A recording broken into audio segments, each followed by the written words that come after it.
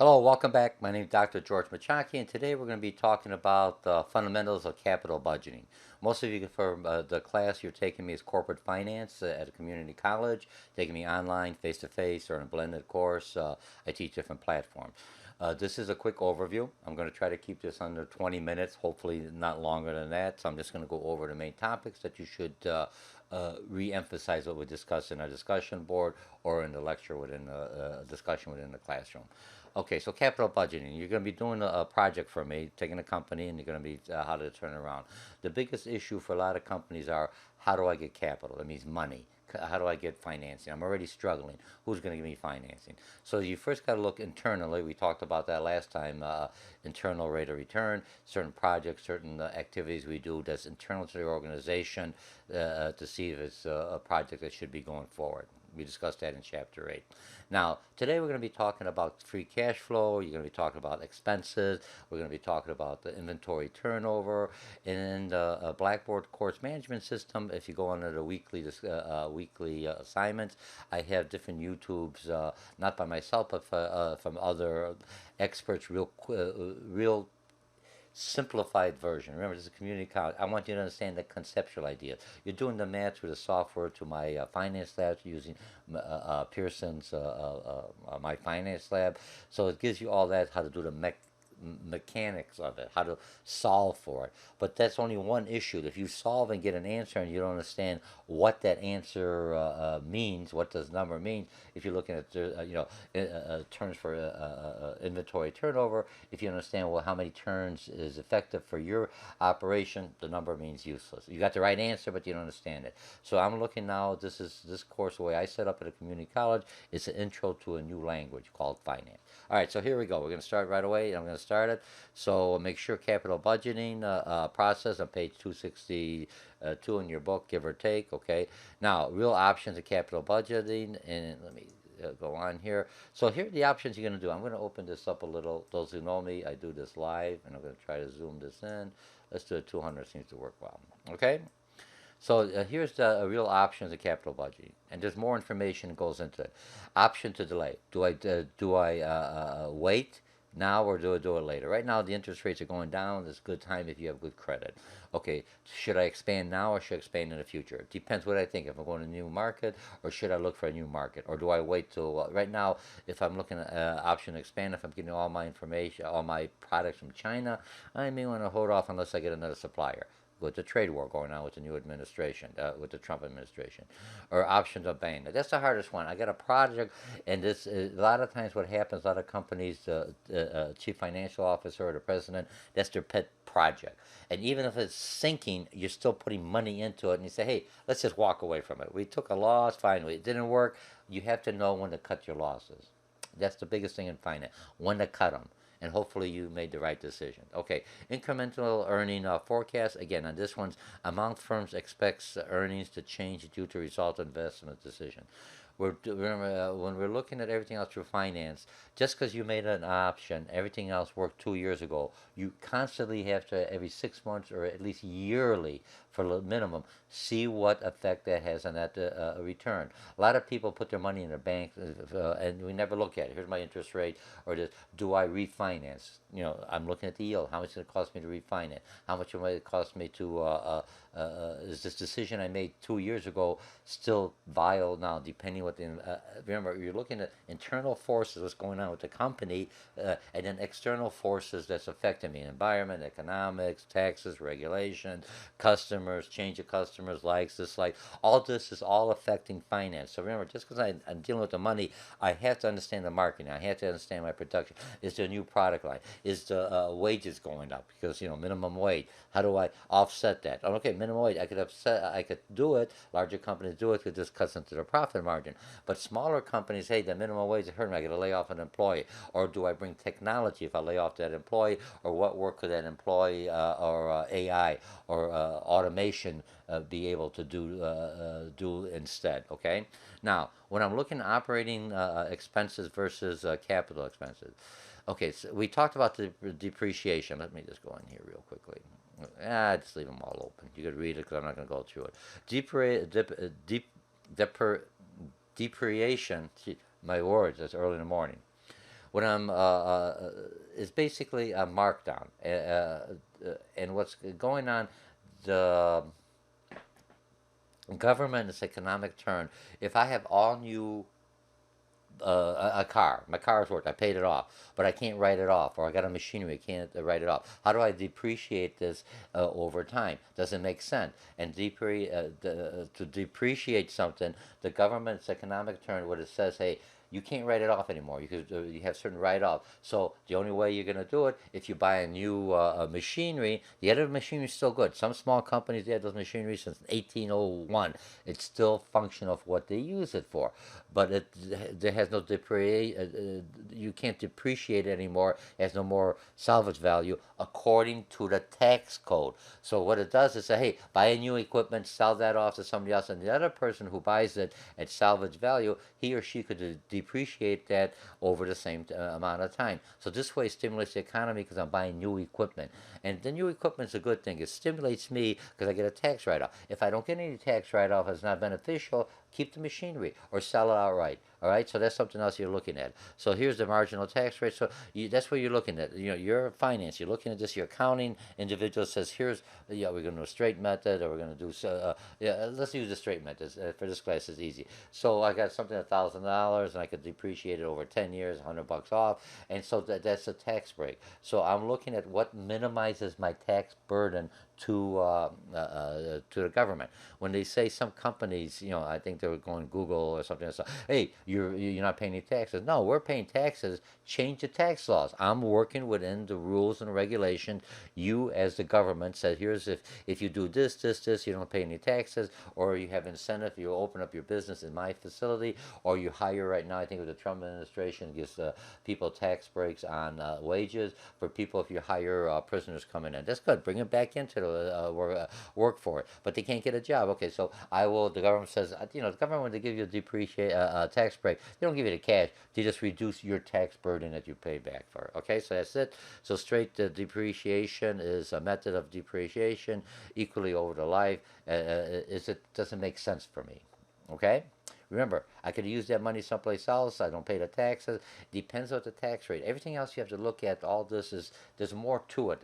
It's just one little component we're talking about. Okay, incremental revenue and taxes estimate. I'm always looking at my taxes. Taxes are dropping down. Should I depreciate something? Does it make sense?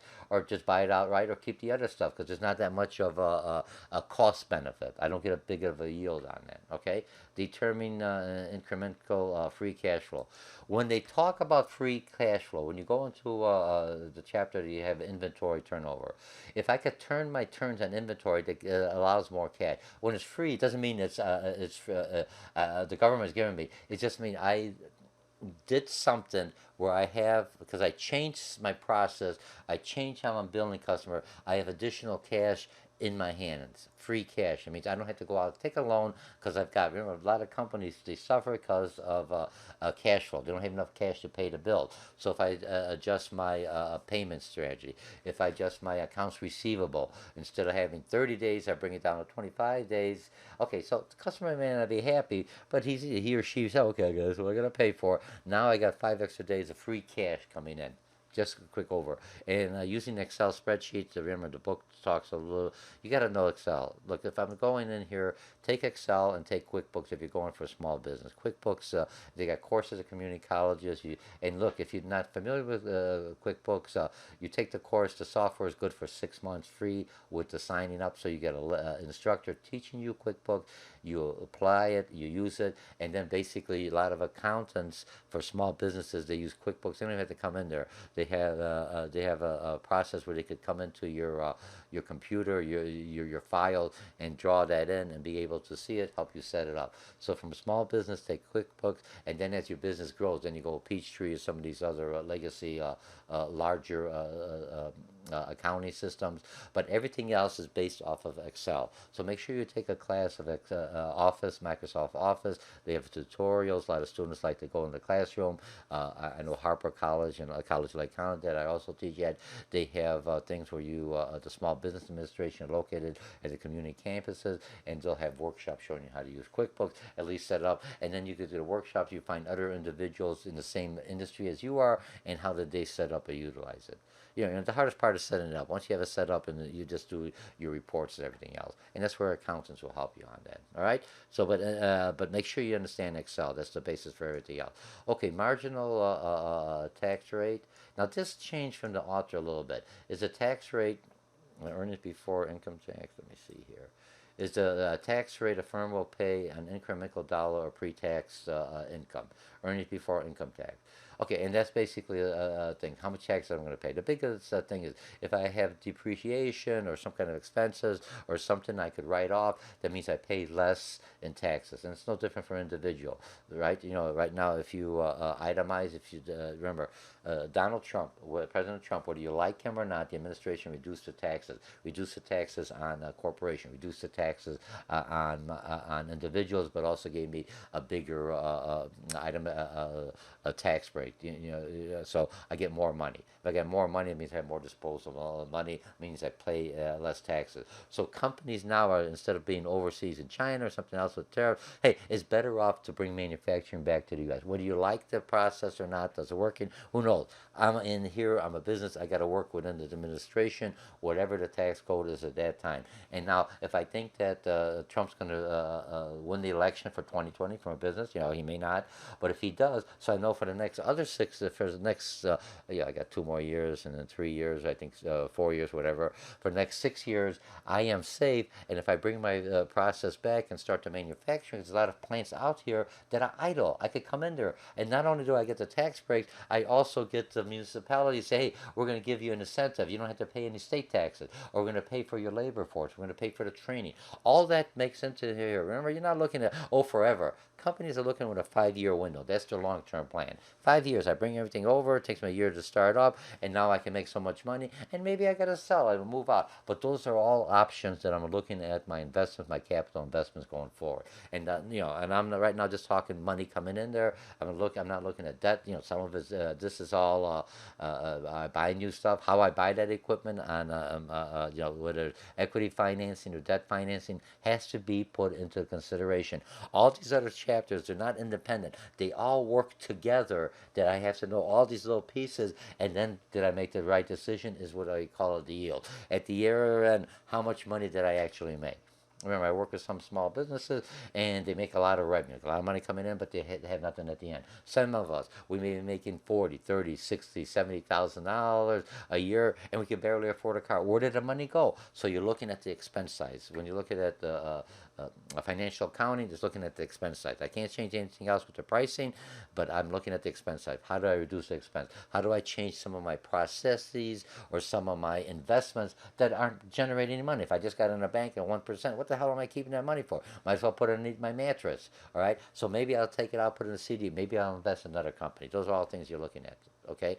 So here, if I'm looking at effects of incremental free cash flow on page 274, opportunity cost. Remember, once I got the cash tied up, that money I can't utilize. Project externalities. What projects could I outsource? What projects are out there that I could eliminate, or which projects should I bring in? Sunken costs. How much money did I put into it? Remember, even if I'm losing money and I said the project's not good, I've lost that money. Maybe I could use it as a write-off, saying, hey, I didn't make any money. I invested in a company and now the prices went down. I could write that off as a loss. It may not be as much as making the profit, but it's something you have to take in consideration. Replacement decision. If I buy a new equipment, okay, so it's a new computer, and if I look at my smartphone, Apple iPhone, people look at, hey, what's the difference between a new iPhone and the other iPhone? I got maybe a quarter of inch around there, a few more software. What the hell? I don't need this. None of the features they're doing makes any difference. Why am I going to spend $1,200 for it when I got this one? It's good. Hey, I don't own anything on it. I'm just going to keep it. But now if it comes up with something that makes, and remember, when you're looking at computers and investment, you're looking at improving productivity. productivity. And productivity for the manufacturing is my expense side. I can make more widget at a lesser expense because I'm more effective, more efficient. I can make money on that. Or if I'm holding products that I'm not making any money, I get rid of it. Here's my sunk cost. Okay, maybe I could sell it off to somebody else, sell it value, take a loss. That's all financing. So you're working closely with accounting. Remember, a lot of people say, hey, you're teaching accounting. You have to know all the accounting aspects, how where those numbers are coming in and what the heck they mean. And then you can make the financial decisions going forward. And what's my opportunity? Do I do it now or do it later? Okay, now cash flow. So I'm looking at this erosion cash. Is cash flows a new project coming at the expense of firm's existing project? Cost of current sales. It could be a startup, or people might not like it. You're changing something to a new project implemented. Changes in the net working capital. Inventory. Increase your inventory. Or do I have too much inventory? Or do I use just-in-time inventory? Increase amounts of accounts receivable. Maybe I should lower my interest rate. More accounts receivable. That means I get more cash. I don't have to take out a loan. Decrease in accounts payable. How do I take all the advantages that they're going to do for me so I can decrease my account of what I have to pay? So I got to have money in advance. So how long do I keep the money? I try to pay them. Remember in finance, I wait. I want the money as soon as I can, but I wait to the last minute to pay them back. Okay, salvage value. What's the salvage value? Will it be enough to put a down payment? Look, when you have an old car and you turn it in, even then, hey, we'll give you $200 for it. We'll give you 2,000. Big deal. They write that off as their profit. At least you go, oh, that's 2,000 less extra pay, or to give you money, or give you some kind of rebate to offset that cost for you. Financing costs. What are the taxes? What are the sunk costs? Costs that have occurred in the past. How much money do I have to put away? Remember, I put some money away to pay for it. Some money I already got so much invested. Does it make sense to cut it? When I had to go, why I had student loans. When I was going, everything was doing well. I would have got a good job. What happened? Economy went down. They weren't hiring it. Everything went down. I was in the middle. Do I stop here or do I still go forward and have the degree? So I had to take some loans out to finish that. But that because I had the sunk costs in there, it didn't make sense. If I dropped out now, I had all that education, the book work, but no, I didn't finish my PhD, my doctorate. So what's going to happen? I lost all that money. Okay, so I walk away, but I have debt on that, or do I go for it? So you have to, those are decisions you're making, financing, opportunity costs, again, loss of other options, I got the money tied up, incremental cash flow. Again, I think I just made this twice. For some reason, I might have just cut it. Okay, now here's the thing that you're going to be doing. Pro forma financial statement, your budget, your income statement, how much you think you're going to make in the future. That is what's finance. Those are the guesses. Accounting just brings the numbers in. Now I can make some assumptions on historical data or trends, and not only for my company, what's going on in the environment. Are we going to go in another crash? Will the environment last for something? So I'm making some assumptions, and those some of it is looking at algorithms or computer assist programs to help you. But then you have to tweak it to your industry. Remember, it's just generic. Just gives you a basic idea. Okay. Now positive effects of that is basically benefits of the project without affecting sales. So, hey, I got some extra cash. Do I give it back as dividends to my stockholders, or do I keep that? Okay, negative side effects against cost for other project. Remember, if I take this money out here, I can't do another project that I need. Or I had this money and something broke down. Okay, do I do? My money's already opportunity. It's already tied in this project, or do I kind of? Those of us who got checking savings accounts, other account, sometimes you take money on my educational fund to pay my car bill, and hopefully I could replenish that. But you have to make those decisions where I can move money. Remember, just because the money's in a project, in some kind of investment, I could maybe move it out temporarily, take a little loss, and come back. Is it cheaper or less expensive than taking out a loan or selling or having a project not go forward? You have to make those determinations. We make those determinations. A lot of people, oh, my car broken down. How many times does it break down? Oh, once every year. What the heck? You don't have a car payment. But if it keeps on breaking down, it's not reliable and everything else, you're going to say, I'm spending more money replacing this car. I'm just going to sell it and buy a new car. The person who's buying a used car, he's looking, oh, it's got new tires, new batteries. He kept everything off. Hey, this is a good deal. He already did everything. But you just figure I sunk too much money. I don't want to sink any more money into the project. I want to walk away from it. But you're losing money on that. And then project cash flow. Remember, You're looking at opportunity cost, increment cost, how much money is going to come in the future. You're looking at what's going to be my payback, what's going to be my break even when I start making money. All right, you do a solar panel, put all the solar panel, and it's going to take me 20 years. 20 years, my God, I could just use the gas right now. Gas is cheap. Do I that project I just put on a hold? It's nice to be environmental. I may have it just to learn how to do environmental use solar and how to dependable and how to utilize it. But now the solar panels are so inexpensive. Okay, I could try it, but it's the batteries that I have to work. The maintenance doesn't make sense. So I had the big windmill, and how much is that going to cost me? And how much is it for the maintenance? All those costs have to be incorporated into your capital expenditures to looking at forward. Is it worth the project? So I'm making a few pennies. Hey, a few pennies. I got all this money tied up. I can't use it, but I'm making a few. I'm saving a few pennies. I want to at least make 40% saves in my energy bill. I want something substantial. No, otherwise, why do it? Okay, let's see what else we have there. Okay, estimated project cost. Project has lower sales initially.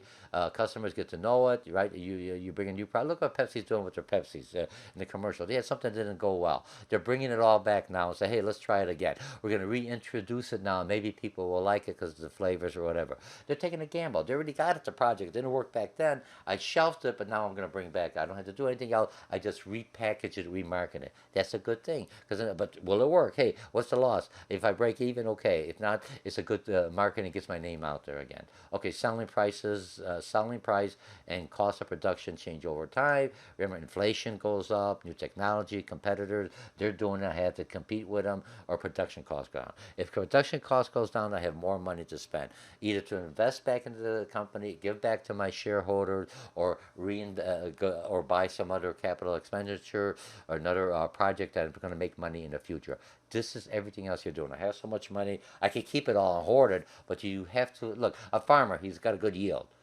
Correct. He has to buy seeds for the next year. Now he's got to buy seeds. What kind of pesticides? What could I use? What could I improve it? It's going to be a drought, so maybe I should invest into a water irrigation system. All those things are part of, and I'm just doing something simple so you could see it, understand the concept. Competition tends to reduce profits over time. Remember, and we look at the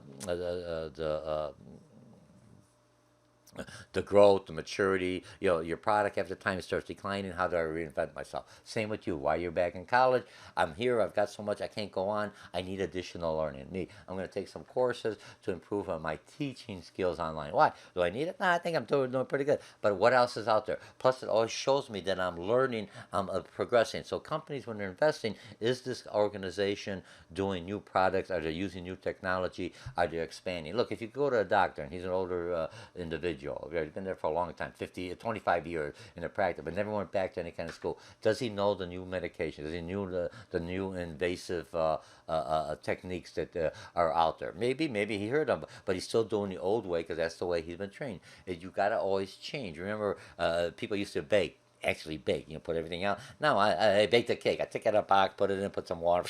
It grew. Oh, I baked my own. Oh, Joey, you're such a good cook. I use technology to make my product come out more effective, efficient. I don't need to do all that. Okay, analyzing the project.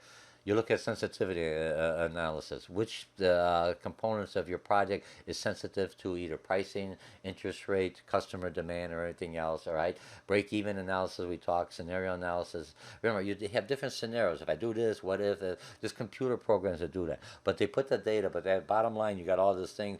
AI is going to say this is the way you're going to look at Dana and Star Trek.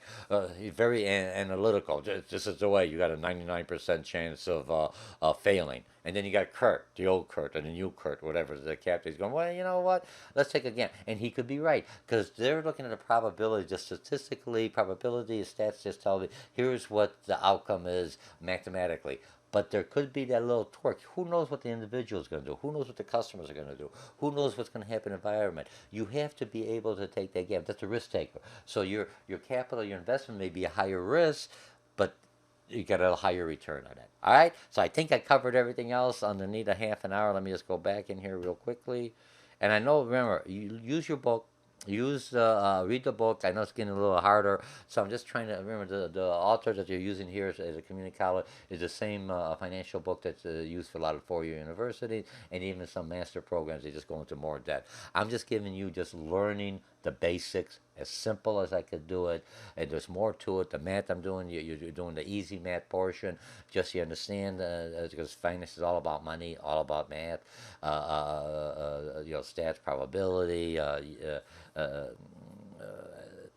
you need to understand that how to use it, but you have to understand what the heck is going on, why you're doing it. Okay, expand level one.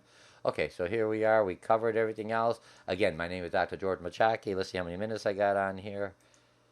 24 minutes. Good. I need a half an hour. Okay, so I'll see you in the next chapter. I hope you enjoyed this video. If anything else, if you don't sign up for me and my classes, look at other community colleges or small business administration. They got training programs. A lot of colleges have training specifically for business. If you're doing anything with finance or anything else, I would basically tell you to utilize QuickBooks for small businesses before you do it, and then the larger and take a Microsoft Excel class or Microsoft Office at your community college. The best bang for your money. You're paying taxes already. Hey, what the heck? Instead of paying $3,000 at a private university, you get it for I think like $400 a class plus the books. You can't beat it. And most of the instructors that are teaching is like myself. They have PhDs, they have doctorates or whatever in their discipline.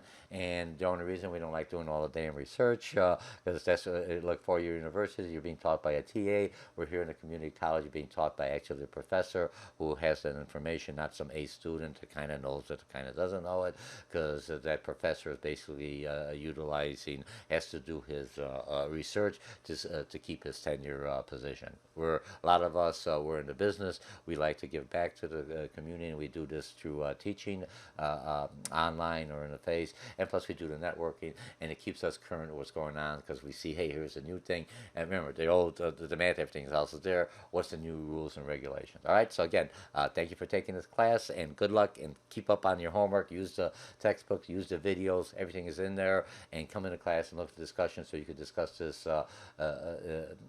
credible, and so you know what you're talking about, the concepts, and don't worry, the math part will come in easy. Excel, all programs in there, you plug them in, and but you have to understand what that number means. All right, I'll see you in chapter 10 coming up. Bye.